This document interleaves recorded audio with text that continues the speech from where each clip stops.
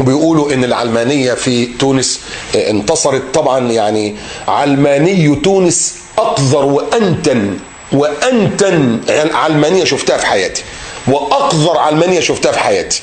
انا شفت، ما حدش حكالي. وهفكر الغنوشي واقول له لما رجعت تونس بعد غياب كام سنة، مين اللي استقبلك في المطار بالمايوهات؟ مين اللي استقبلك في المطار بالمايوهات وقالوا لك ارجع مش عايزينك؟ نسينا؟ هم دول العلمانيون. العلمانيون اللي كنت بخطب الجمعة وماسكين ازايز الخمرة في تونس، واقفين لي بره الجامع يصرخهم ويصوتهم ويقلوا ادبهم يوم الجمعة. مش بس ما بيصلوش، ده ماسكين ازايز الخمرة واقفين لي قدام الجامع اللي راحوا حصروا الفندق اللي كنت نازل فيه انا ومراتي، واخ الله يعزه ويبارك له عطاني شقة اقعد فيها هناك عبال ما اخلص. وانا طبعا مش رايح لهم ولا اعبرهم في جزمتي، انا بعبر الاخوة اللي بعتوا لي، الحمد لله رب العالمين. هم دول العلمانيون يا سيدي، الكارهون للاسلام والكارهون للدين. ولما بقول انهم كفره يطلعوا لي بعض المسلمين يقول لك لا ما تكفرش. طب اذا كان ربنا كفرهم في سوره محمد، قال والذين كفروا فتعسا لهم واضل اعمالهم ذلك بانهم، ليه كفروا ربنا ده اضل اعمالهم؟ ذلك بانهم كرهوا ما انزل الله فاحبط اعمالهم. احبط اعمالهم خلاص، ما دام حبط العمل، اواخر سوره الكهف، حبطت اعمالهم فلا نقيم لهم يوم القيامه وزنا. يبقى دول كفر. ده مش هجيب ادله كتير، انا بس بقول بسرعه يعني. ادي يا سيدي العلمانيون اللي فرحانين انهم كسبوا، واللي للاسف الغنوشي بيهنيهم. في مسلم بيهني كافر على ان الكفر انتصر على الاسلام. انا ايه اللي احنا فيه ده؟ انا مش فاهم والله. احنا عايزين ناس يعلمونا ديننا لسه تاني، عايزين نفهم بقى اسلامنا فهم صحيح، فهم منضبط، نفهم الاسلام فهم منضبط. الغنوش يروح يهني نداء تونس العلماني اللي هيحكم بالعلمانيه وهيفصل الدين عن الدوله. يقول لك ربنا حلو والرسول صلى الله عليه وسلم والدين الاسلامي اعظم، هات القران نبوسه كمان، بس لا يتدخل في حياتنا. العلمانيه كده فصل الدين عن الحياه. مين اللي يقول الخمر حرام ولا حلال؟ مش القرآن، لا مش سورة المائدة. مين اللي يقول الربا حرام ولا حلال؟ مش سورة البقرة. مين اللي يقول الزنا حلال ولا حرام؟ مش القرآن ولا الأحاديث، لا هم اللي يقولوا. هم العلمانيين يشرعوا بدينهم اللي هم عايزينه.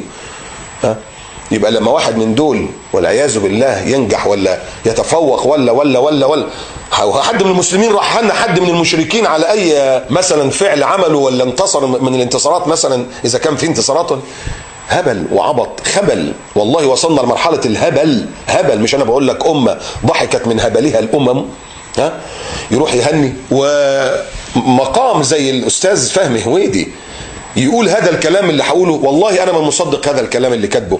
يقول خسرت بعض المقاعد على حزب النهضة في تونس، يعني خسرت بعض المقاعد ولكنها كسبت رصيدا من الاحترام وحفرت لنفسها مكانا. ايه ده؟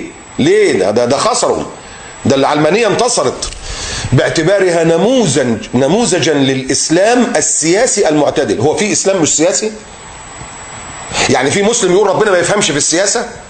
ربنا بيقول لنا على الصلاة والصوم والزكاة والحج والحيض والنفاس، لكن ربنا ملوش في السياسة؟ استغفر الله. ايه الخبل ده؟ مش فاهم. نموذجا للاسلام السياسي المعتدل، لان في اسلام مش معتدل، في اسلام متطرف. في اسلام متطرف. انا مالي واحد متطرف، انا مش دعوه بيه، انا بتكلم عن الاسلام.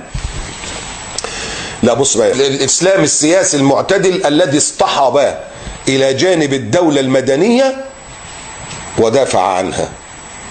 جانب الدولة المدنية مسلم مش زي خيبتنا كانت في مصر، مسلم مسيحي ايد واحدة، مسلم علماني ايد واحدة، لغاية ما خدنا على قفانا ونستاهل.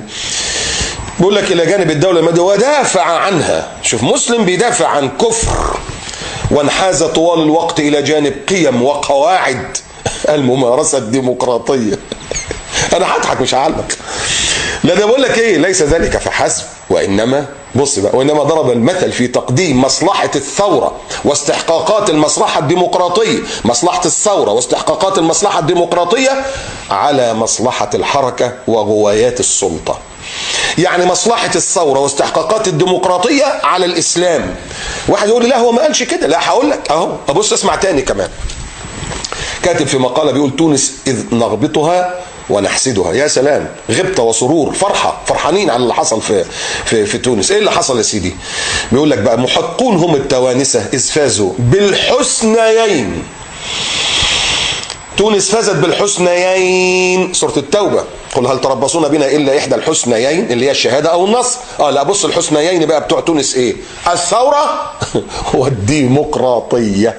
يا سلام، هم دول الحسنيين يا أستاذ فهمي؟ حسنيين دول. ثورة؟ فين الثورة؟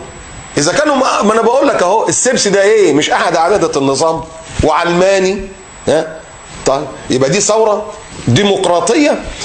الأهم في الانتخابات أن الديمقراطية انتصرت، لكن الدين يروح في داهية ما فيش مشكلة. لا، مش عايزين إسلام، هم الإسلام مش موجود، لا مش قضية، بس المهم إن إيه؟ الديمقراطية انتصرت.